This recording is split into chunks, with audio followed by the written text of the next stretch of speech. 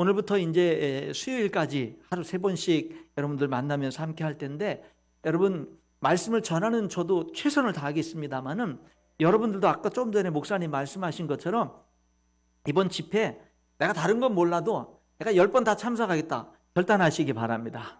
그래서 여러분들이 이번 집회에 하나님 나에게 은혜를 주세요, 내가 열심히 참석하겠습니다, 나에게 정말 꼭 필요한 은혜를 이번 집회를 통해서 나에게 주세요라고 여러분들이 결심하시고 그렇게 참여하시면 이번 시간이 여러분들에게 정말 생애에서 복된 시간이 될 줄 믿습니다. 우리가요, 그 하나님의 말씀을 이렇게 들어야 되는데 그 사모하는 음성으로 들어야 되거든요. 여러분, 하나님의 음성을 하나님의 음성으로 내 귀에 들려올 때 인생이 바뀌어지는 거예요. 진짜 능력은 하나님 말씀이거든요. 근데 이 하나님의 말씀이 하나님의 말씀으로 내 삶에 확 임해야 되는 거예요. 그럼 삶이 변화되는 거예요. 여러분, 하나님은 예수님을 요한복음 1장 1절에 뭐라 그랬어요? 말씀이라고 그랬어요. 태초에 말씀이 계시니라, 이 말씀이 하나님과 함께 계셨으니 이 말씀은 곧 하나님이시니라. 그렇잖아요. 예수님을 말씀이라고 그랬거든요. 하나님은 말씀으로 우주 만물을 창조했거든요. 여러분, 그렇기 때문에 이 하나님의 생명의 말씀이 오늘 여러분들에게 임할 때, 정말 하나님 말씀으로 임할 때 여러분의 삶에 여러분이 상상할 수 없는 역사들이 일어나는 거예요. 사도행전 27장에 보면 사도 바울이 복음 전하다가 붙잡혔거든요. 붙잡혀가지고 이제 로마로 호송이 됩니다. 로마로 호송이 되는데 배 타고 이제 지중해를 이제 건너가는데 유라굴로라고 하는 큰 태풍을 만납니다. 큰 태풍을 만나서 보름 가까이 이 태풍이 몰아치니까 낮에도 깜깜하고 해가 안 보이고 그냥 밤에는 별이 안 보이고 계속 2주간 태풍이 몰아쳐요. 그러니까 사람들이요, 이제는 살 소망이 다 끊어졌습니다. 300명이 좀 안 되는 그런 많은 배에 탄 사람들이 이제는 다 죽었거나 이제는 살 기력도 없어요. 그런데 그 가운데 사도 바울도 있거든요. 그런데 여러분, 한날 밤에 하나님이 사도 바울에게 찾아오시는 거예요. 그리고 말씀하시는 거예요. 하나님의 음성을 듣는 거예요. 바울아, 너는 두려워하지 마라. 너는 로마 황제 앞에 설 거야. 그래서 너는 그 앞에서 내 복음을 증거할 거야. 내 말을 증거할 거야. 그러니까 너 이 태풍에 너 결코 죽지 않을 거니까 두려워하지 말고 이 배에 탄 모든 사람들 다 내가 내 손에 붙였어. 너 때문에 이 사람들 다 살아나게 될 거야. 그러니까 두려워하지 말라 그러거든요.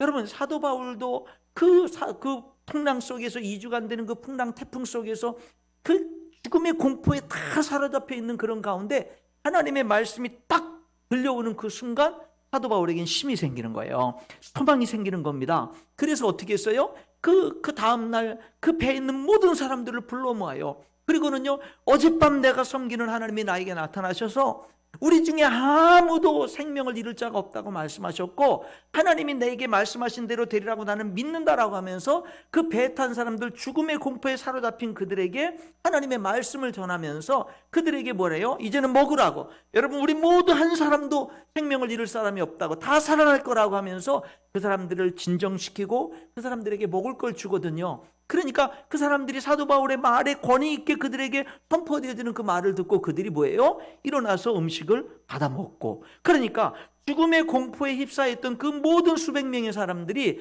하나님의 말씀을 들은 사도 바울의 그 말씀 속에서 이제 전하는 그의 말을 듣고 사람들에게 무슨 역사가 일어나기 시작하면 생명의 역사가 일어나기 시작하는 거예요. 오늘도 여러분들이요, 이번 10번의 집회를 통해서 하나님께 사모하는 마음으로 이렇게 함께하는 가운데 그 말씀을 들으면 여러분, 이 기간을 통해서 여러분들에게 놀라운 생명의 역사, 정말로 하나님의 권능의 역사들이 나타나게 될 줄 믿습니다. 사모하는 마음으로 그렇게 함께 하시길 바라요. 여러분, 올 한 해 우리 둔포 침례교회가 이제 예수님의 제자가 되는 이제 그런 해가 올 한 해 이제 목표지 않습니까? 그런 목표예요. 여러분, 성경에 보면 군중, 무리가 있고 제자가 있어요. 군중이 있고 제자가 있거든요. 그런데 이 요한복음 6장에 보게 되면은 예수님이 오병이어의 기적을 베푸십니다. 보리떡 5개와 물고기 2마리로 남자 장정만 5,000명이 넘는 사람들을 먹이고 12광들이 남는 그런 오병이어의 기적을 베푸셨어요. 그 기적을 베푸니까 이 이스라엘 사람들이 예수님을 억지로 임금 삼으려고 합니다. 그래서 예수님이 그들을 피해서 가셨어요. 피해서 이제 기도하러 가시고, 그 다음에 뭐예요? 이제 그 다음날 사람들이 어제 예수님이 오병이의 기적을 베풀었다는 소문을 듣고 구름대같이 예수님을 또 찾아서 몰려왔습니다. 예수님이 뭐라 하냐면은 너희들이 지금 나를 찾아서 이렇게 몰려오는 것은 그 기적을 보았기 때문에 그 떡을 먹고 배불렀기 때문에 너희들이 그렇게 오는 거다 하면서 육신의 음식을 위해서만 살지 말고 영적인 양식을 위해서 살라, 이런 말씀을 하면서 내가 생명의 떡이다 그래요. 나를 먹는 자는 살고 내 살은 참된 음식이고 내 피는 참된 음료라고 그래요. 그러니까 사람들이 이 무슨 말이야? 어떻게 자기가 하늘에서 내려온 떡이라고 그래? 갈릴리 사람인데 여기서 그런데 우리가 그 가족들을 다 아는데 무슨 자기가 하늘에서 내려온 떡이라고 그러고 어떻게 자기 살을 먹고 자기 피를 마시면 이게 영원히 산다고 그래? 도대체 무슨 말이야? 그러면서 사람들이 예수님이 말씀하시는, 예수님이 어제 그 오병의 기적으로 떡을 배불리 먹였다는 것을 듣고 수많은 사람들이 몰려왔는데 예수님이 더 이상 그런 기적은 안 베풀고 내가 생명의 떡이다, 나를 먹으면 영원히 산다, 이런 말을 하니까 도대체 무슨 말 하는지 모르겠어. 그러면서 그 요한복음 6장에 보면 수많은 사람들이 예수님을 떠나갑니다. 다 떠나가요. 그러니까 많이 먹고 배불렀다는 소식을 듣고 좀 먹을 거 있을까 왔는데 예수님 먹을 건 안 주고, 그러니까 결국엔 다 실망하고 떠나가거든요. 그러니까 예수님이 12제자들에 그래, 너희들도 떠나갈래? 그래, 너희들도 떠나려느냐? 그때 베드로가 주여 영생의 말씀이 계심에 우리가 누구에게로 갑니까? 라고 말합니다. 여러분, 수많은 무리들은 자기들이 원하는 어떤 것 때문에 예수님께 왔다가 자기들이 원하는 게 채워지지 않으면 그냥 떠나갑니다. 그게 뭐예요? 무리와 군중의 특징이에요. 그러나 제자들은 그렇지 않아요. 여러분들이 올 한 해 예수님의 제자가 되자. 여러분, 정말 여러분들이 내가 예수님을 믿는데 교회의 지체가 됐는데 무리가 아니라 군중이 아니라 난 예수님의 제자가 되겠다라는 목표를 삼을 수 있기를 주님의 이름으로 축원합니다. 난 정말 예수님의 제자로 살겠다. 어떤 어려움이 있어도 난 예수님의 제자로 살아가겠다라고 하는 그런 결단을 여러분들이 할 수 있길 바라요. 마태복음 28장 19절 20절에 예수님께서 그랬죠. 너희는 가서 모든 민족을 제자로 삼아 아버지 아들과 성령의 이름으로 침례를 베풀고 내가 너희에게 분부한 모든 것을 가르쳐 지키게 하라. 여기 명령이 나오죠. 가라, 제자 삼으라, 그렇죠? 침례를 베풀라, 가르쳐 지키게 하라. 4가지 명령 동사가 나오는데 그 중에 메인 동사는 제자를 삼으라는 거고, 이 제자를 삼으라는 그 명령을 이루기 위해서 믿지 않는 세상 사람들에게 가고 그들에게 전도해서 그들이 예수님 믿으면 영접하면 그들에게 침례를 베풀고 침례받은 그들을 가르쳐 지키게 해서 예수님의 제자가 되는 그런 일들을 감당하게 하는 거예요.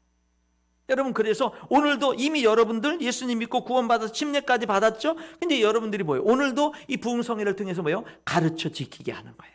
이런 일들을 통해서 우리들이 어디를 향해서 나가는 거예요? 예수님의 제자됨을 향해서 나가는 겁니다. 십계명인데요. 여러분, 십계명 10가지 계명 다 외우시나요? 우리들이 수십 년 교회를 다니고 수없이 십계명을 들어도 이 십계명 뭐죠? 첫 번째, 나 외에는 다른 신을 두지 마라. 두 번째, 우상을 만들지 말고 섬기지 마라. 세 번째, 내 이름을 망령되이 일컫지 마라. 네 번째, 안식일을 기억하여 거룩히 지키라. 다섯 번째, 부모를 공경하라. 여섯 번째, 살인하지 말지니라. 간음하지 말지니라. 도둑질하지 말지니라. 거짓 증거하지 말지니라. 탐내지 말지니라. 제가 그래도 10가지를 다 이렇게 좀 하네요. 그렇죠? 여러분들도 이 수요일 날에는 다 할 수 있기를 바랍니다. 오늘은 첫 번째가 뭐죠? 나 외에는 다른 신들을 두지 말라. 여러분, 이 십계명과 예수님의 제자 되는 게 어떻게 연결될까? 일단 먼저 우리들이 뭐냐면 십계명은 얼마나 중요한 걸까? 성경의 신구약에 수많은 말씀들이 있는데 이 십계명은 얼마나 중요할까? 여러분, 다른 모든 구약 성경의 모든 말씀들은요, 하나님이 말씀하신 것을 성령의 감동을 받은 사람들이 기록을 했어요.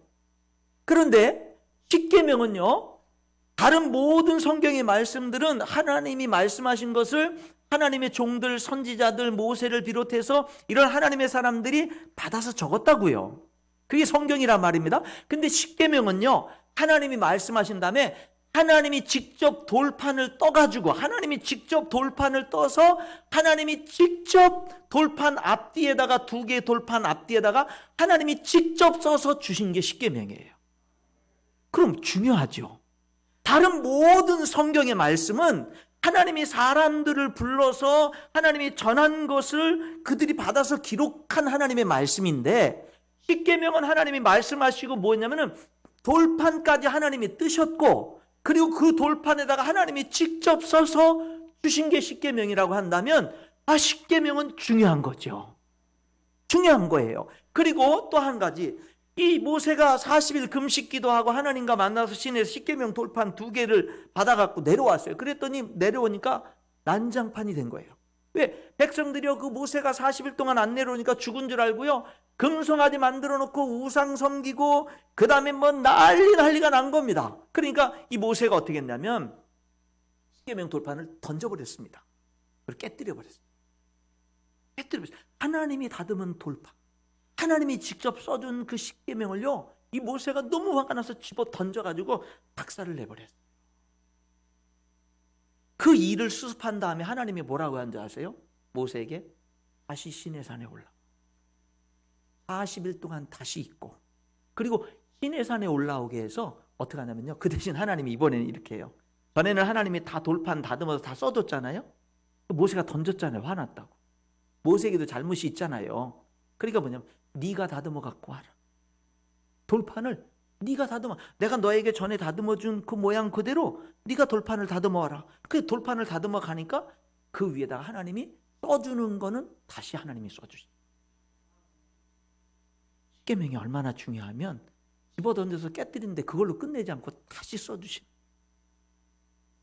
일단 십계명이 말씀 속에서 얼마나 중요한 위치를 차지하고 있는가라는 것을 여러분들이 먼저 중요하게 여기시고요.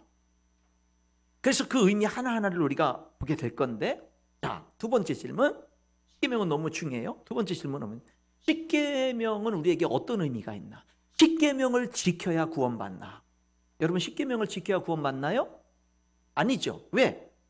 구원받는 건 예수님 믿어야 구원받아요. 계명을 지켜서 받는 게 아니에요. 그리고 십계명을 지켜서 구원받으라고 주신 게 아니에요. 왜냐하면 이 십계명은 오늘 여기 읽은 말씀에 보니까 이 출애굽기 20장의 십계명을 말씀하시잖아요. 근데 그 앞에 있는 19장에 보면, 19장에 있는 말씀의 1절에 보면은요, 애굽을 떠난 지 3개월 만에 시내산에 이르렀습니다.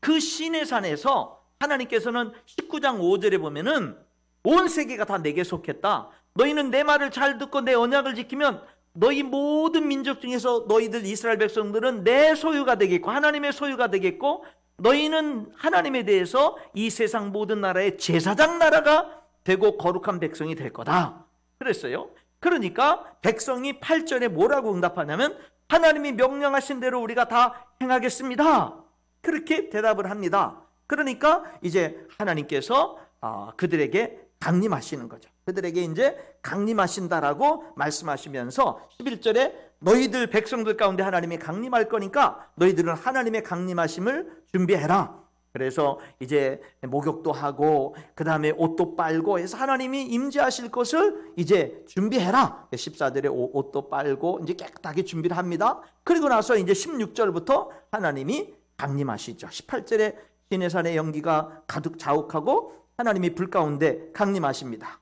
네, 그리고 19절에 나팔 소리가 점점 커질 때 하나님의 음성으로 말씀을 하시는 겁니다. 네, 그리고 이제 시내산 꼭대기로 모세를 부르시는 거죠. 그리고 20장에 뭐 하는 거예요? 하나님이 모세를 불러서 십계명을 이제 말씀하는 겁니다. 십계명을 말씀했을 뿐만 아니라 다른 여러 가지 계명들을 쭉 20장, 21장 이제 계속해서 하나님이 이제 말씀을 하시는 겁니다. 쭉 말씀을 하시고 그 다음에 이스라엘 백성들이 하나님과 뭐예요? 이제 언약을 맺는 거예요. 어떤 언약이 되면 하나님, 우리는 하나님의 백성으로 살겠습니다. 나는 너희들이 하나님이 되겠다. 그래서 하나님의 백성이 되는 약속을 시내산에서 맺는 거예요. 그러니까 하나님은 이스라엘 백성들은 하나님을 향해서 하나님, 우리는 하나님의 말씀대로 살아가는, 하나님만을 섬기고 하나님 말씀대로 살아가는 백성이 되겠습니다. 오케이, 하나님이 나는 너희들의 하나님이 되겠다. 너희들은 세상 나라에 대해서 제사장 나라가 되는 사명을 내가 너희들에게 주겠다. 그래서 이스라엘 백성들이 하나님의 백성이 되고 하나님은 이스라엘 백성들이 하나님이 되는 약속을 맺고, 그리고 그 약속을 맺었기 때문에 그들은 이제 하나님의 백성이 됐기 때문에 뭐예요? 하나님의 백성은 어떻게 살아야 되는지를 가르쳐 주신 것이 십계명을 비롯한 뒤에 이어지는 율법들이란 말이에요. 그러니까 십계명은 누구에게 왜 주어졌느냐면, 십계명은 하나님의 백성의 약속을 맺은 사람들, 하나님의 백성으로 살아가는 사람들에게 하나님의 백성은 이렇게 살아야 돼라는 것을 가르쳐 준 게 십계명과 율법이라고요. 그러니까 십계명을 지켜서 그 잘 지킨 사람들이 하나님의 백성이 되는 게 아니라, 하나님의 백성이 된 사람들이 하나님의 백성으로 어떻게 살아야 될지를 가르쳐 준 게 십계명이라는 거죠. 그러니까 여러분, 십계명은 여러분들이 십계명을 지켜서 구원받는 게 아니고, 저와 여러분이 예수님의 십자가의 보혈로 은혜로 구원받은 사람들이기 때문에 난 이제 하나님의 은혜로 구원받은 하나님의 백성이야. 그럼 난 이제 어떻게 살아야 돼? 나를 향한 하나님의 뜻이 뭐야? 그럴 때 우리들에게 중요하게 다가오는 여러 말씀 중에 중요한 말씀이 십계명의 말씀이라는 거예요. 아, 나를 구원하신 하나님이 내게, 하나님 백성들에게 정말 원하는 거, 여러분들이 정말 예수님의 제자로서 살기를 원하는 여러분들에게 정말 하나님이 바라는 거, 그것이 바로 이 십계명의 말씀 속에 들어있다라고 하는 겁니다. 그래서 중요한 얘기를 말씀드렸어요. 뭐냐면요, 십계명은 너무 중요하다. 두 번째는 뭐였어요? 십계명은 구원받으라고, 지켜서 구원받으라고 주신 게 아니라 구원받은 백성들이 하나님 백성답게 이렇게 살아야 된다라고 하는 것으로 주신 것이다 라고 하는 거예요. 근데 여러분, 십계명은 성경에 두 군데 기록이 되어 있어요. 오늘 여기 출애굽기 20장에 기록이 되어 있고, 그 다음에 신명기 5장에 기록이 되어 있어요. 신명기. 그럼 왜 십계명을 두 군데나 기록을 했죠? 왜 십계명이 출애굽기에도 기록이 되고, 왜 신명기에도 십계명 5장에도 왜 똑같이 이 십계명이 왜 또 기록이 되어 있을까요? 거기에는 이유가 있어요. 왜냐하면 여기 출애굽기 20장은요, 이스라엘 백성들이 지금 애굽에서 노예 생활을 하던 그들이 이제 드디어 애굽에서 해방돼 가지고 이제 가나안 땅을 향해서 가는데 3개월 만에 시내산에 도착해서 그곳에서 하나님의 백성됨의 언약을 맺었단 말입니다. 제사장 날의 언약을 맺었단 말입니다. 그렇게 딱 맺고 난 다음에 하나님의 백성으로 살 것은 이거야 라고 하면서 십계명을 비롯한 계명을 주셨다고요. 자, 그리고 나서 이제 광야길을 쭉 갑니다. 40년이 지났어요. 40년이 지나서 이제는 20세 이상 된 사람들은 다 죽고, 이제 새롭게 광야에 40년 동안 새로 태어난 그런 자녀들의 세대, 새로운 세대가 이제 요단강 건너편에 요단강을 건너기 직전에 거기에 모여 있는 거예요. 그러니까 이들에게 신명기서는 이제 한 세대가 지나고 그 다음 세대들, 이제는 요단강을 건너서 요단강을 찾아야 될 제2세대들에게 다시 한 번 더 말씀하시는 내용이 신명기 5장의 십계명 내용이에요. 그러니까 뭐냐면, 십계명은 부모님 세대에게도 꼭 필요한 말씀이어서 주신 것이고, 자녀들의 세대에게도 꼭 필요해서 주신 말씀이라 이 말이에요. 그러니까 시대는 변했고 사람들은 변했어도 하나님의 말씀은 변함이 없는 거예요. 여러분들이 이 하나님의 말씀대로 살아갈 뿐만 아니라 여러분이 여러분의 자녀들에게 그 무엇보다도 신앙 유산을 물려줄 수 있기를 주님의 이름으로 축원합니다. 여러분들이 아무리 자녀들에게 특별히 해준 게 없어도 정말 내 자녀들에게 그 무엇보다도 내가 하나님이 신실하게 섬기는 모습, 내 자녀들이 하나님을 경외하는 모습으로 이렇게 여러분들이 자녀들에게 그 신앙 유산을 물려줬다면 여러분 하나님께 감사할 수 있기를 바랍니다. 그것처럼 귀한 게 어디 있어요?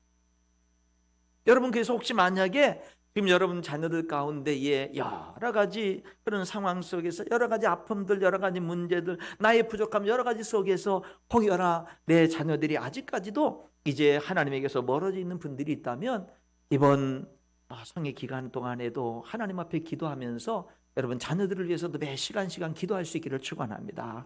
기도하세요.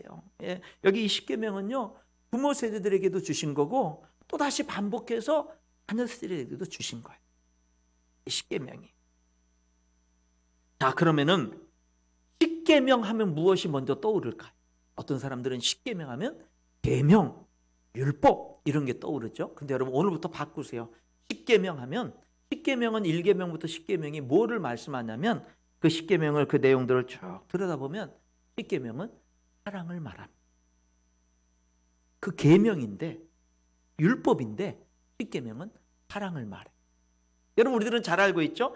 10계명 1계명부터 4계명은 하나님과의 관계된 계명이죠. 그렇죠? 하나님만을 섬겨라, 우상 두지 마라, 하나님 이를 망령 때 엮지 말라, 안식일을 기억하여 거룩히 지키라. 이 1계명부터 4계명은 하나님과 나와의 관계된 계명이에요. 근데 5계명도 부모를 공경하라, 살인하지 말라, 간음하지 말라, 도둑질하지 말라, 거짓 증거를 탐내지 말라. 이거는 다 뭐냐면 사람과 사람 사이에 관계된 계명.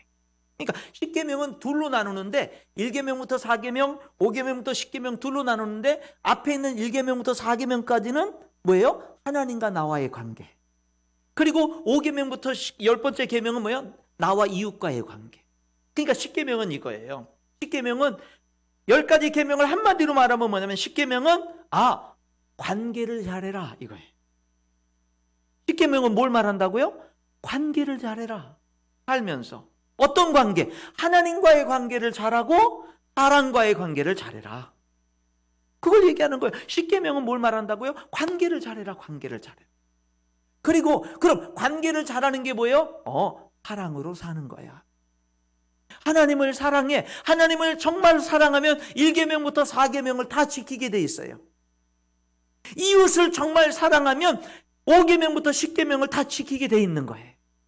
그러니까 10계명은 이렇게 요약되는 거예요. 10계명은 관계를 잘해라. 하나님과의 관계를 잘해라. 사람과의 관계, 이웃과의 관계를 잘해라. 이런 내용이고 그 말을 좀 더 깊이 들어가 보면 사랑하면서 살아라. 하나님을 사랑하고 내 이웃을 내 몸과 같이 사랑해라. 이것이 10계명이 말씀하고 있는 10계명은 관계를 잘해라.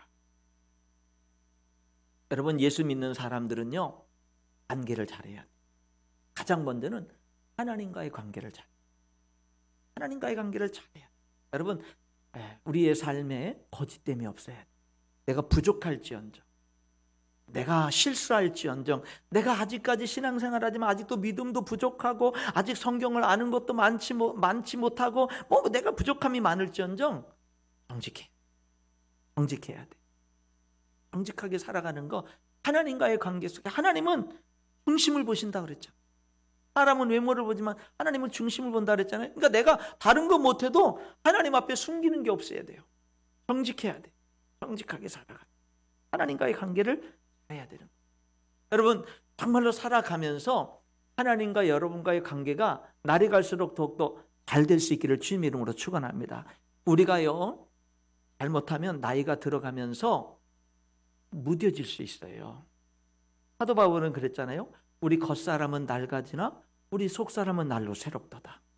근데 여러분 우리들이 깨어있지 못하면 나이가 들어갈수록 고집스러워지고 남의 말 안 듣고 하나님을 전에는 조그만 죄는 모양이라도 두렵고 떨던 내가 이제는 그냥 산전수전 다 겪고 세상에 많은 것들을 안다고 이제는 하나님 두려워할 줄도 모르고 이상하게 믿음 없는 사람처럼 곧 하나님이 불러서 하나님 앞에 갈 텐데 하나님 만날 준비도 안 하고 하나님 두려워할 줄도 모르고 그럴 수 있어요. 깨어있지 못하면 그럴 수 있거든요. 안 해. 여러분 정말 살아있는 신앙은 뭐냐면 나이가 들어갈수록 사도 바울의 고백처럼 겉사람은 낡아져도 속사람은 날로 새로워진다. 이것이 우리들의 기도 제목이 돼야 되는 거예요. 속사람이 날로 새로워져야 되는 거예요. 내가 그 이전보다도 더욱더 성령 충만한 그런 삶을 우리들이 살아야 된다라고 하는 것입니다. 여러분 하나님과의 관계를 잘할 수 있기를 축원합니다.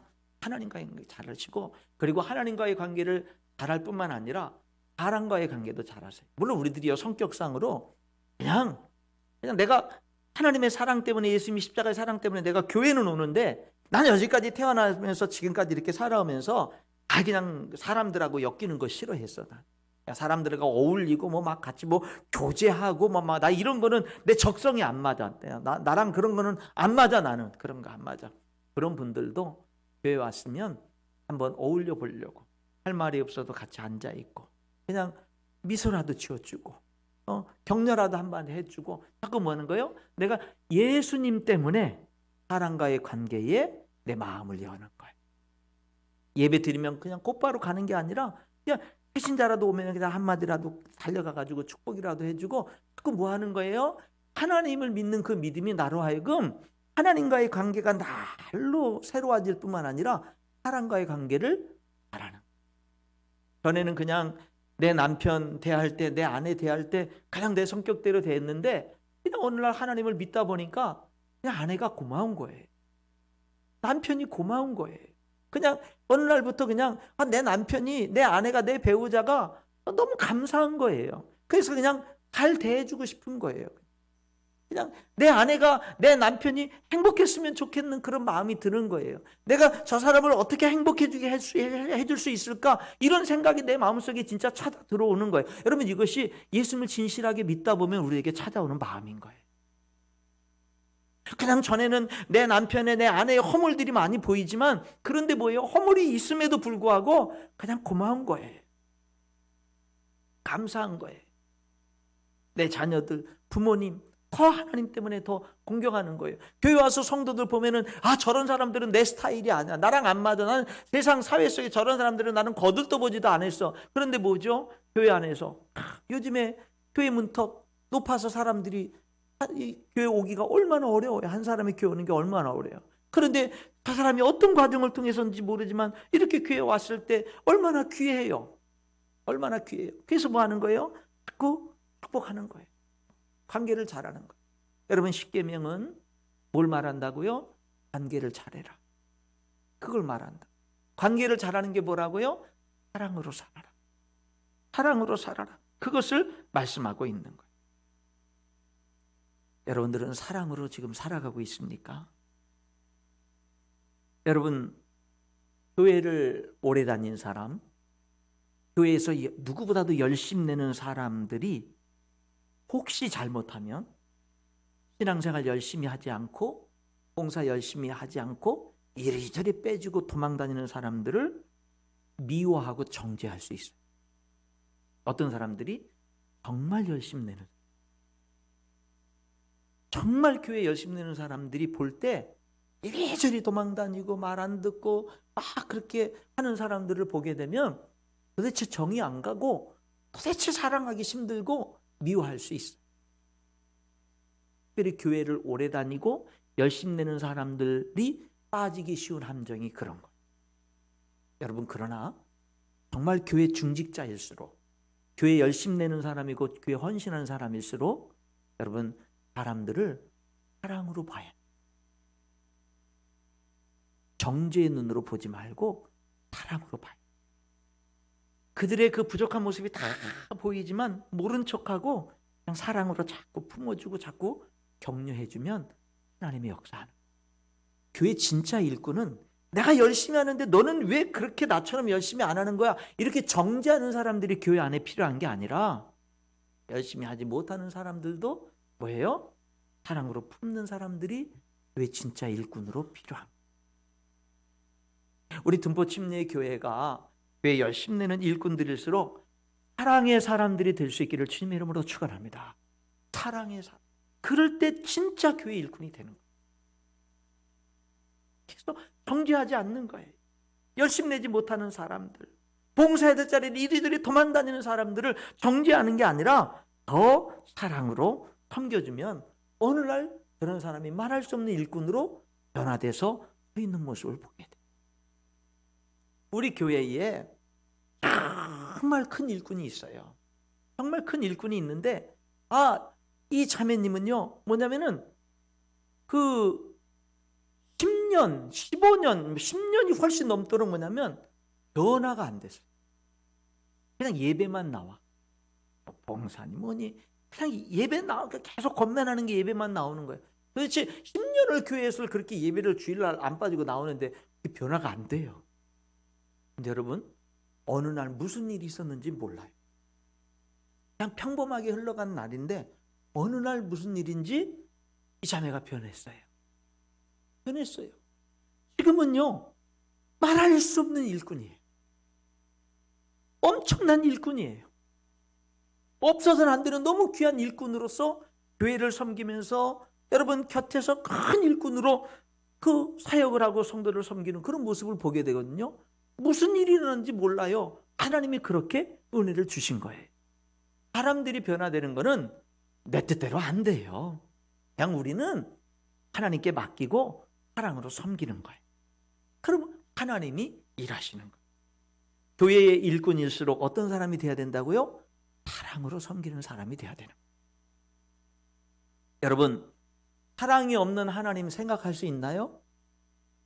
여러분, 우리 하나님은 거룩하신 분이죠? 공의의 하나님, 정의의 하나님이죠? 그런데 하나님은 사랑의 하나님이에요. 하나님은 거룩해요.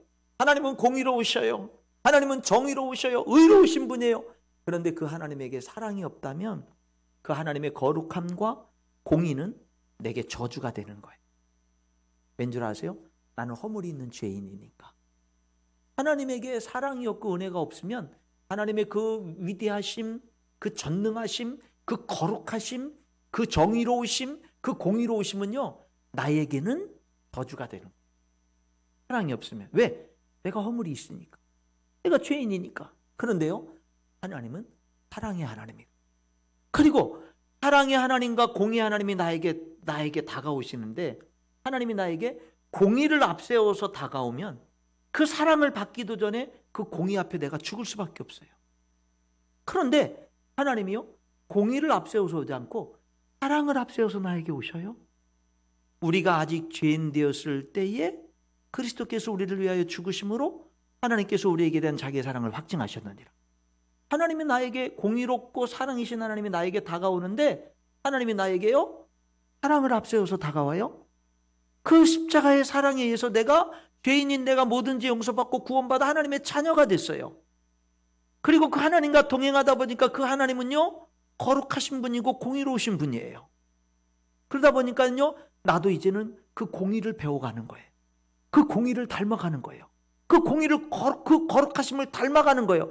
하나님의 사랑과 은혜를 입다 보니까 이제 내가요, 그 공의와 그 하나님의 거룩하심을 닮아가는 사람이 되는 거예요. 부족한 내가. 왜? 그 사랑에 힘입어서, 그 은혜에 힘입어서 그렇게 되는 거예요. 여러분, 교회 진짜 일꾼은요, 사람들을 대할 때 공의와 정의와 율법과 이것이 옳은 거야, 이런 것을 앞세워서 사람들을 대하는 게 아니라 사랑을 앞세워서 대하는 것인 줄 믿습니다. 사랑을 앞세워서. 그럴 때 우리들은요, 그 공의를 이룰 수 있는 사람으로 성장해 갈 수가 있는 거예요. 이상하게 이럴 수 있어요. 우리 성서 침례교 안에서 구원은 은혜로 받았고 구원은 사랑으로 받고 나서 구원받고 난 다음에는 율법만 강조하는 거예요. 얼마나 잘못된 거예요? 그러니까 복음으로 구원받았다고 하면서 이제는 구원받은 신앙생활을 복음으로 살지 않는 거예요. 복음으로 구원받고 나서는 율법으로 살아가는 거예요. 그럴 수가 있는 거지. 여러분, 하나님의 사랑으로 이 십계명은 우리들에게 관계를 잘해라, 사랑으로 관계해라 라는 것을 이야기해주고 있는 거예요. 십계명 전체적인 그 소개를 여러분들에게 말씀드렸고요. 오늘 1계명을 한번 읽어볼까요? 우리 1절부터 3절을 우리 다 같이 한번 읽어보도록 합니다. 시작. 하나님이 이 모든 말씀으로 말씀하여 이르시되 나는 너를 애굽 땅 종되었던 집에서 인도하여 낸 내 하나님 여호와니라. 너는 나 외에는 다른 신들을 내게 두지 말라. 저기 첫 번째 계명이 3절이죠. 너는 나 외에는 다른 신들을 내게 두지 말라. 무슨 뜻일까요? 너는, 하나님이 그러는 거예요. 너는 나 외에는 다른 신들을 내게 두지 말라. 여러분, 일본은 신이 수만 개의 신을 섬겨요. 수만 개의 신을 섬겨요. 고무신도 섬기는지 모르겠는데 어쨌든 수만 개의 신을 섬깁니다. 일본은. 그 무슨 말이죠? 내가 섬기는 이 신으로 만족할 수가 없는 거예요. 그러니까 두 번째 신을 섬기고 그래도 만족하지 못하는 거예요. 세 번째 신을 섬기고 신을 수없이 많이 섬기는 거예요. 왜? 그 신이 나를 만족시켜주지 못하니까 하나의 신으로 안 되는 거예요. 여기 하나님이 너는 나 외에는 다른 신들을 내게 두지 말라. 이 말은 무슨 뜻이냐면 너는 오직 하나님 한 분만을 섬겨, 이 뜻이잖아요. 여러분, 이거를 이렇게 해석할 수 있는 거예요. 너는 하나님 한 분만으로 충분한 삶을 살아라. 이 십계명의 제1계명 속에서는 그 뜻이 담겨져 있는 거예요. 너는 하나님 한 분만으로 충분합니다라는 삶을 살아. 여러분은 하나님 한 분만으로 충분하십니까? 여기에 대해서 하나님, 아멘입니다. 나는 하나님 한 분만으로 충분하고요. 예수님의 십자가의 사랑이면 충분합니다. 하나님이 내 기도에 응답 안 해줘도, 하나님 내 삶이 어렵고 힘들어도, 도전하는 것마다 실패하고 하나님 아픔이 많고 그래도 하나님, 그래도 하나님이 내 아버지가 되어주셨고 예수님이 나를 구원해서 영생을 주고 하나님의 자녀 삼기 위해서 나와 똑같은 사람으로 이 땅에 찾아와 주셔서 나를, 내 죄를 다 담당하시고 십자가에 달려 죽으신 그 사랑으로 나는 만족합니다. 그 고백이 진짜 고백인 사람들이 능력 있는 거예요. 그런 사람들이 진짜 자유한 거고, 그런 사람들이 진짜 하나님께 순종할 수 있는 거고, 그런 사람들이 진짜 하나님 나라의 위대한 일꾼이 될 수가 있는 거예요. 어떤 사람? 하나님만으로, 하나님 한 분만으로 충분합니다. 너는 나 외에는 다른 신들을 내게 두지 말라. 이 말은요, 하나님, 나는 하나님 한 분만으로 충분해요 라고 하는 고백을 하면서 살. 이스라엘 백성들은요, 이 계명을 받았지만 가나안 땅에 들어가서 할 때 하나님 한 분만으로 충분한 삶을 살지 못했어요. 그래서 바알 신을 섬긴 거예요. 아세라 신을 섬긴 거예요. 다른 이방 많은 신들을 섬긴 거예요. 무슨 말이에요? 이 이스라엘 백성들이, 하나님의 백성들이 왜 다른 신들을 섬겼어요? 하나님만으로 만족하지 못한 거예요. 여러분, 이스라엘 백성들을 구약 성경에 읽어보면 그들이 바알 신을 섬길 때 하나님은 안 믿었나요? 아닙니다. 하나님의 성전에 가서 제사도 드리고, 그리고 나와서는요 바알 신전에 가서 제사를 드린 거예요. 혼합주의 신앙. 하나님도 섬기고 바알 신도 섬기고, 그러다가 어떤 때는 하나님 버리고 바알 신만 섬기고, 어떤 때는 하나님도 섬기고 바알 신도 섬기고, 어떤 때는 하나님 버리고 아세라 신만 섬기고. 그러니까 뭐냐면 하나님 한 분만으로 충분한 삶을 살지 못했습니다. 여러분, 하나님은 오늘 이 십계명의 제1계명을 통해서 저와 여러분이 예수님의 정말 좋은 제자가 되기 위해서 우리들에게 먼저 가장 필요한 것은 뭐냐면, 하나님, 나는 하나님 한 분만으로 만족한 삶을 살겠습니다라는 고백입니다. 여러분 보세요. 요셉은 아버지 야곱의 사랑을 독차지했죠. 12명의 아들들 가운데 야곱이 가장 사랑하는 아이를 통해서 낳은 아들이 요셉 아닙니까? 그래서 이 야곱은 12아들 중에 요셉을 편애했습니다. 요셉을. 그러니까 10명의 형들이 요셉을 굉장히 싫어했죠. 그래서 이 요셉을 죽이려고 합니다. 그렇죠? 죽이려고 하다가 차마 죽이지 않고 애굽의 노예로 팔아버리죠. 애굽의 노예로 팔려가서 보디발 장군의 집안에 팔려갔는데, 보디발 장군의 인정을 받아서 그 집안의 모든 것을 요셉에게 다 맡겼고, 요셉이 모처럼 신부는 노예지만 정말로 이제 살만해졌습니다. 그런데 보디발 장군의 아내 유혹 때문에 또다시 누명을 쓰고 그 모든 그것들을, 그동안 읽어놓은 모든 걸 다 무너져 내리고 억울한 누명을 쓰고 감옥에 들어가게 됐죠. 거기서 바로 왕의 최측근인 술 맡은 관원장과 떡 굽는 관원장을 만나지요. 그래서 거기서 꿈을 꿨는데 그 꿈을 해몽해 주면서 한 사람은 처형당할 거고, 한 사람은 이전의 복직이 이제 최측근의 복직이 회복될 거라고 술 맡은 관원장에게 그 꿈을 해몽해 주면서, 당신이 복직되면 나를 기억해서 나를 이곳에서 건져달라고. 나는 애굽에 나는 이거 애굽에 팔려온 사람이고, 여기서도 이 감옥에 들어올 만한 죄를 짓지 않았다고. 그런데 이 술 맡은 관원장은 복직된 다음에 요셉을 잊어버리죠. 여러분, 요셉의 인생을 보면 그를 끔찍히 사랑하는 아버지도 위험으로부터 요셉을 지켜주지 못했습니다. 그를 신뢰하고, 요셉아 너만은 사람이 없다라고 하면서 요셉을 신뢰하면서 집안의 모든 일을 다 맡겼던, 요셉에게서 희망이 없고 정말로 태양과도 같았던 그 보디발은 아내 문제로 인해서 요셉을 가차없이 감옥에 집어넣어버렸습니다.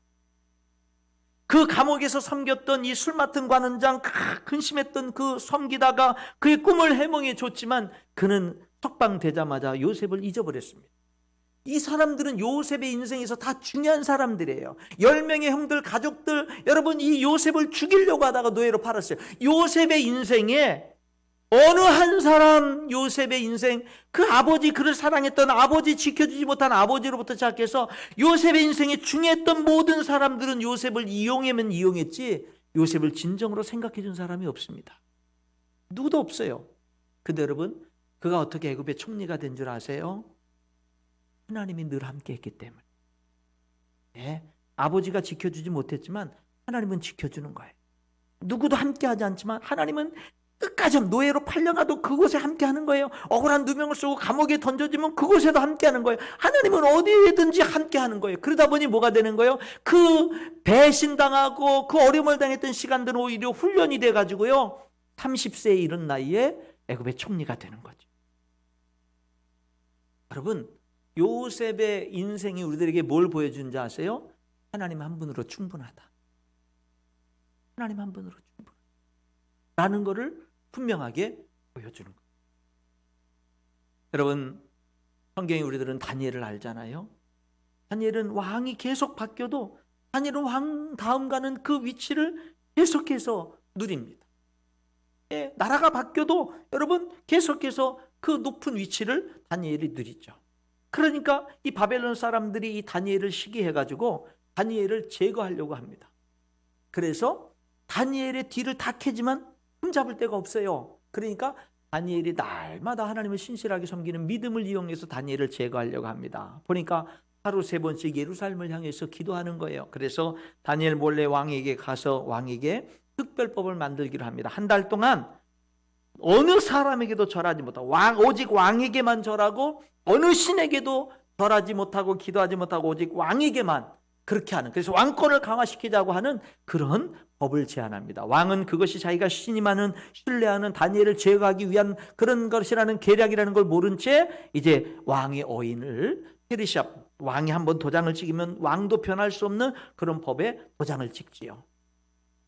여러분, 이제 다니엘은요, 한 달 동안 하나님께 기도하면 안 됩니다. 기도하면 사자굴 속에 던져지는 거예요. 다니엘은 그것이 자기를 해하려고 하는 음모라는 걸 다 알지요. 그리고 자기가 이전에 하던 대로 기도를 하면 사자굴 속에 던져질 걸 압니다. 그러면은요, 높은 지위 부귀영화를 잃을 뿐만 아니라 자기 생명을 잃게 됐다는 것을 다 알아요. 이제 모든 가족, 모든 것을, 소중한 모든 것을 다 잃어버린다는 걸 압니다. 그런데 다니엘이 집에 가서는 어저께 한 것처럼 그저께 한 것처럼 성경이 말하면 전에 행하던 대로 뭐예요? 예루살렘을 향한 창문을 잠가놓고, 아니에요, 열어놓고 하나님께 하루 3번 감사했더라 이렇게 합니다. 기도하는 거예요. 감사 기도하는 거예요. 무슨 말인지 아십니까? 나는 하나님으로 충분하다.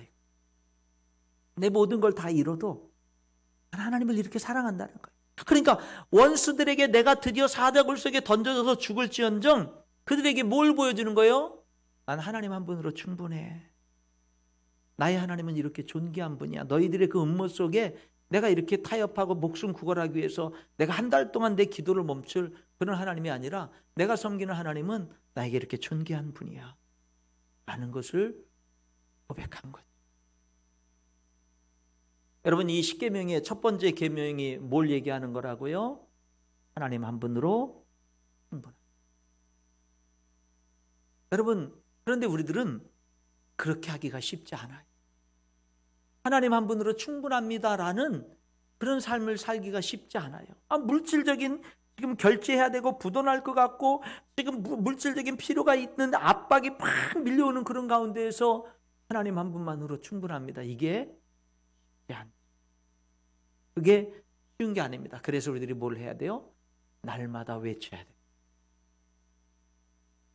우리 성도 한 분이 그런 얘기를 하더라고요. 몇 주 전에 식당을 하는데 가서 이제 이야기를 나누다 보니까 그 부부가 이제 이렇게 요즘 사람들 뭐 이렇게 시골 같은 데다가 이제 집을 한 채 해놓고 주말에 가서 쉬고 뭐 이러는 거 있잖아요. 그런데 저 강원도 이제 그 설악산 끝자락에다가 이렇게 한옥 주택을 샀어요. 한옥 주택을 사가지고 그래서 목사님 여기 샀다고 그래가지고 제가 지난 여름에 한 일주일 정도 제 아내랑 그 집에서 이렇게 머물다 왔어요. 아무도 없으니까 그 집에서 머물다 왔거든요. 근데 그 남편이 이제 계속해서 거기를 이제 수리를 하고 더 아름답게 꾸미기 위해서 이렇게 하는 거예요. 그러다가 뭐냐면은요, 갑자기 그 수리하는 도중에 2층에 잠깐 쉬고 있나 그랬는데 갑자기 펑 소리가 나면서 불이 붙어버린 거예요. 불이 붙은 거예요. 그 설악산 안에 있거든요. 불이 붙어버렸어요. 그 설악산 속으로 들어가서 집도 딱 세 채밖에 없는데 그 중에 가운데 있는 집인데 불이 붙어버린 거예요. 나중에 보니까는 배만 남고 싹 타버렸어요. 기둥 하나 안 남고 싹 타버렸어요. 배만 남고. 그래가지고요, 119 차뿐만 아니라 그 설악산이다 보니까 산림청 할 것 없이 수없이 동원되고요. 그리고 뭐 뉴스에 다 나오고 했어요. 그래서 제가 그 소식을 듣고 내가 가겠다고, 거기까지 가겠다고. 그렇게 해서 이제 차를 몰고 우리 부목사님이랑 같이 출발해서 가고 있는데, 목사님 오시지 말고, 자기들도 이제 인천으로 집으로 올 거라고, 오시지 말라고. 그래서 가던 발걸음을 이제 돌렸는데, 근데 그분이 그러는 거예요. 목사님, 제가 그날 아침에 이렇게 그 유튜브를 통해서 말씀을 듣는데 어느 목사님이 설교를 하는데 그러더라는 거예요. 여러분, 어떤 억울한 어떤 안 좋은 일이 딱 생기면 제일 먼저 생기자마자 할렐루야 하나님 감사합니다 이렇게 외치는 것부터 하라는 그런 말씀을 하시더래. 그러니까 아침에는 그냥 그런가 보다라고 이렇게 들었대요. 그런데 저녁 때쯤 돼서 남편에게서 그 소식을 들은 거예요. 그러니까 이 아내가 뭘 한 거냐면요, 그 소식을 듣자마자 끊고서 할렐루야 하나님 감사합니다 이렇게 외친 거예요. 감사할 일이 아니죠.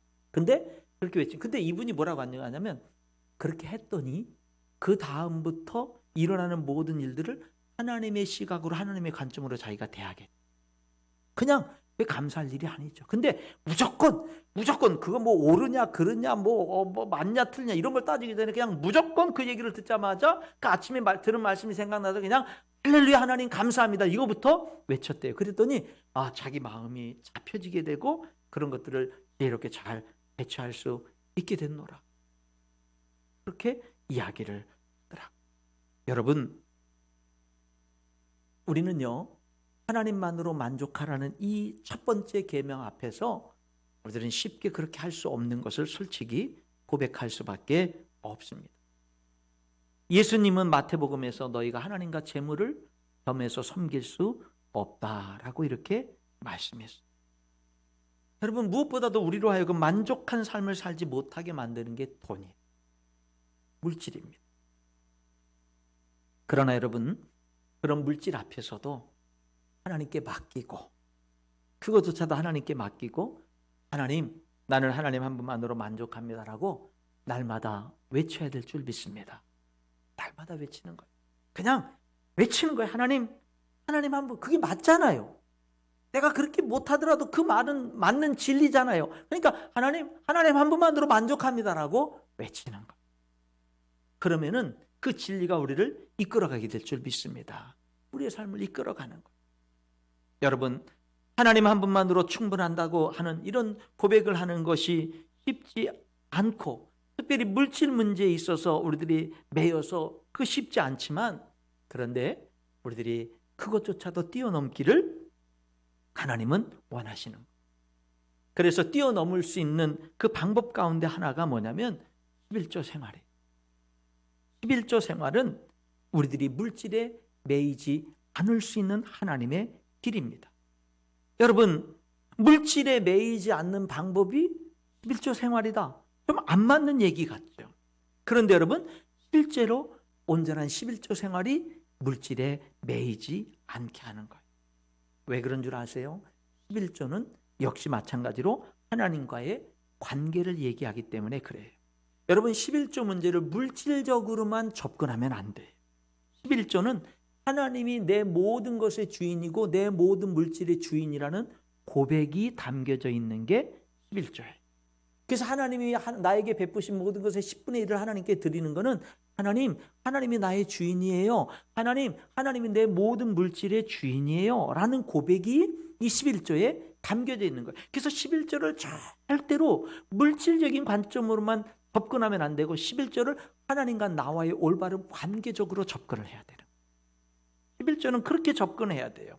나에게 일터를 하나님이 주셨어요. 일할 수 있는 건강을 주셨어요. 지혜를 주셨어요. 하나님이 나에게요 정말로 능력을 주셨어요. 나에게 모든 것을 주셨어요. 그것을 여러분 11조를 드림으로 감사하는 거예요. 그걸 인정하는 거예요. 그래서 드리는 겁니다. 여러분, 물질이라는 게 성경에 보니까 너희가 하나님과 재물을 겸하여 섬길 수 없다. 하나님 자리를 대신 하나님을 밀쳐놓고 차지하는 그 강력한 파워가 물질이란 말이죠. 그런데 그 물질의 10분의 1을 띄어서 하나님께 드린다. 이게 얼마나 어려운 거예요. 그런데 그렇게 드린다는 얘기는 하나님, 나는 물질에 지배당하지 않겠습니다. 하나님, 물질이 내 인생의 주인이 아닙니다. 하나님, 이 강력한 물질 앞에서 내가 11조를 드리는 것은 하나님이 진짜 내 삶의 주인입니다 라고 하는 신앙의 고백인 거예요. 그러니까 11조는 물질 문제이기에 앞서서 누가 나의 참 주인이냐라고 하는 문제를 우리에게 이야기하고 있는 것. 말씀의 결론을 맺겠습니다. 여러분, 오늘 이 10계명의 제1계명은 우리들에게 뭐를 얘기한다고요? 너는 나 외에는 다른 신들을 내게 두지 말라. 이 말의 의미는 뭐가 있다고요? 하나님 한 분만으로 충분합니다. 하나님 따라하시죠. 하나님 한 분만으로 충분합니다. 한 번 더요. 하나님 한 분만으로 충분합니다. 우리 한 번 더 하자. 하나님 한 분만으로 충분합니다. 여러분, 이 고백이 날마다 저와 여러분의 고백이 될 수 있기를 축원합니다. 아침마다 일어나면 뭐라고 외치는 거야? 하나님, 오늘도 하나님 한 분만으로 충분합니다. 이렇게 고백하면서 하루를 시작할 수 있기를 축원합니다. 하나님 한 분만으로 충분합니다. 정말 우리는 하나님 한 분만으로 충분한 삶을 살 수 있을까? 이 질문에 여러분 각자가 대답해야 됩니다. 자기 아들을 아끼지 아니하시고 우리 모든 사람을 내주시니가 위하여 내주시니가 어찌 그 아들과 함께 모든 것을 우리에게 주시지 아니하겠느냐. 로마서 8장 32절. 예수님까지, 그 생명까지 아끼지 않고 나를 위해서 주신 하나님이 예수님도 주셨는데 뭘 못 주겠어? 뭘 못 주겠어? 우리 하나님이 말씀하시죠. 여러분, 이 말은 뭐죠? 자기 아들을 아끼지 아니하시고 우리 모든 사람을 위하여 내주시니가 어찌 그 아들과 함께 모든 것을 우리에게 주시지 않겠느냐라는 이 말씀은 뭐죠? 하나님이 이렇게 말하는 거예요. 너는 하나님 한 분만으로 만족한 삶을 살 수 있는 사람이야 라고 말하는 거예요. 하나님이 여러분에게 이 로마서 3장 8장 32절은 하나님이 여러분에게 이렇게 말하는 거예요. 너는 하나님 한 분만으로 만족한 삶을 살 수 있는 사람이야 라고 말하는 거예요. 우리가 화답해야 되는 거죠. 하나님, 맞습니다. 나는 하나님 한 분만으로 만족한 삶을 살 수 있습니다라고 우리가 화답해야 되는 것인 줄 믿습니다. 내가 비록 부족해도, 내가 비록 완벽하지 않아도 하나님 한 분만으로 만족하는 삶을 살겠습니다라고 이 시간 결단하는 것이 중요한 줄 믿습니다. 그리고 하나님 나를 도와주세요라고 기도할 때 하나님은 우리들의 삶을 이끌어 가실 줄 믿습니다.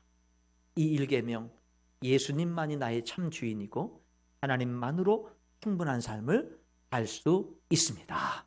기도하겠습니다.